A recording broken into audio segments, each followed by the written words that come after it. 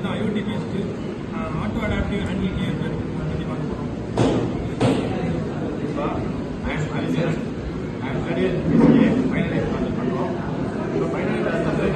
என்ன யூஸ் பண்ணுவோம், எதுக்கு யூஸ் பண்ணுறோம் அதான் பார்க்க போகிறோம்.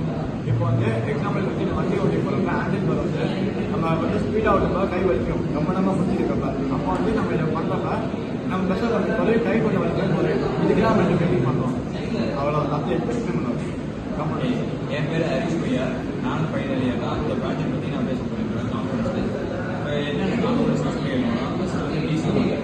இது வந்து ஃபேனை யூஸ் பண்ணியிருக்கோம். இது எதுக்குன்னா ஹேண்ட் மாதிரி இங்கே இருக்குது. இது புதுசாக சொல்லுவாங்க.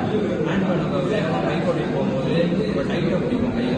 ஆனால் வந்து வண்டி ஸ்லோவாகிடும். அந்த ஃபேன் வந்து ஸ்லோவாகிடும். வேகமாக சொல்லி இன்னும் ஸ்லோவாகிடும். அடுத்து நம்ம என்ன யூஸ் பண்ணியிருக்கோம்னா இஎஸ்பி மாடல். அது இருக்குன்னா கரண்ட் பாஸ் பண்ணும்போது இந்த பேட்டரி மூலயமா கரண்ட் பாஸ் ஆகி இந்த ஃபேன் அப்புறமா வந்து எல்சிடி மானிட்டர். இது வந்து எவ்வளோ போஸ்ட் இருக்கும், எவ்வளோ ஸ்பீடு போகுது, அது மீடியம் ஹை லெவல் அப்படின்னு இருக்கும். அதை பிரகாரம் தான் யூஸ் பண்ணிக்கணும். அடுத்து வந்து ஜிஎஸ் மாடல். இதான் வந்து மெயின்